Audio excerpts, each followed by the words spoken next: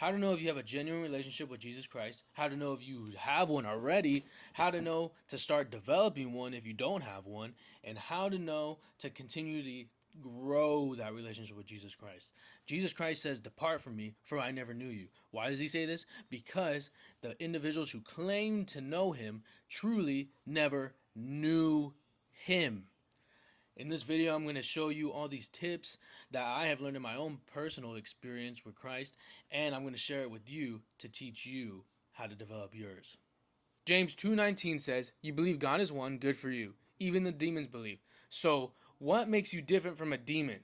And demons were originally angels who worship God, but they rebelled against him, and they claim to believe and acknowledge Christ as God. So, what truly makes you different from a demon? Think about it like this: you meet somebody new and you immediately start asking them for favors. You're like, "Yo, could you do this for me? Yo, can you give me some money? Yo, can I come over to your house? Would you mind? Actually, you know what? I'm just gonna come anyways." Eventually, this person is probably gonna call the cops, say, "Yo, I think I got a stalker. I don't even know this person. I think I need a restraining order." The same thing happens with Jesus Christ on the gates of heaven. He will say, "Depart from me, for I never knew you." Too many people are saying, "I know of Jesus," instead of saying, "I know Jesus." So this is the urgency. Look at what Matthew 7:7 says: "Ask and it will be given to you. Seek and you will find. Knock and it will be open to you." You acknowledge his existence, that's great, but you need to seek him continuously.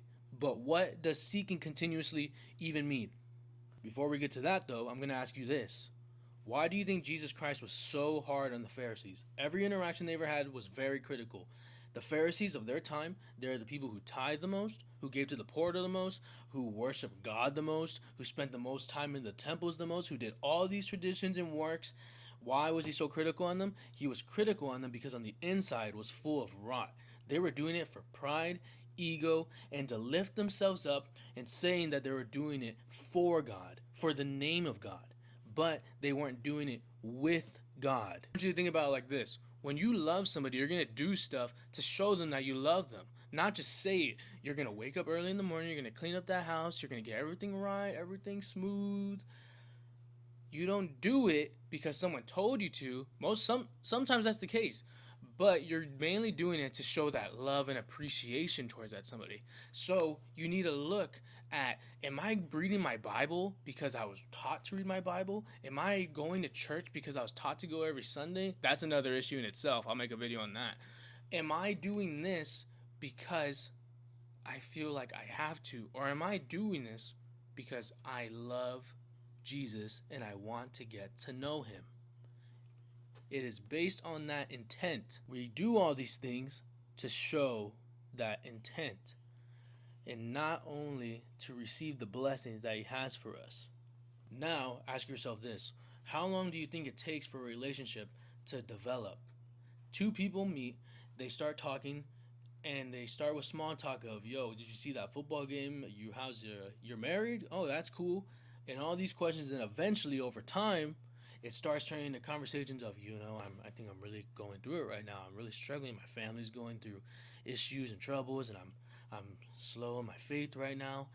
But imagine if neither one of these people had gotten to that point of opening up and being vulnerable. That vulnerability is essential to any relationship when it comes to developing it. Because when you lay your trust in somebody and you lay that burden on somebody, you realize that you're not alone in your own struggle. Now, this is the good news with Jesus Christ. Jesus Christ, you don't need to wait. He is ready now to listen. He wants to listen. He cares about what you have to say, and he wants you to lay that burden on him. It says in Psalms 55:22, "Cast your burden on the Lord, and he will sustain you.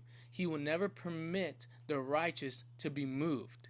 When you open up, become vulnerable, and tell him about those struggles within your life, and you're completely honest, that is when you break that barrier and you're able to develop even more in that relationship with Christ. He becomes your refuge, your strength, and your source of peace rather than a source of judgment.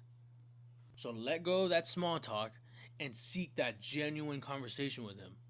So, what does it mean to continuously seek Christ? It means making Him the center of your life in everything. Before you wake up and get out of bed in the morning, talk to Christ about the day that you're about to have and what you want to be happening in your day. Before you go to bed at night, talk to Him about how your day was, whether it was good or bad. Before you eat, talk about how you're feeling about this food in the first place. So it's by doing that consistently and wanting that genuinely with full intent that you develop a relationship with Christ that is true.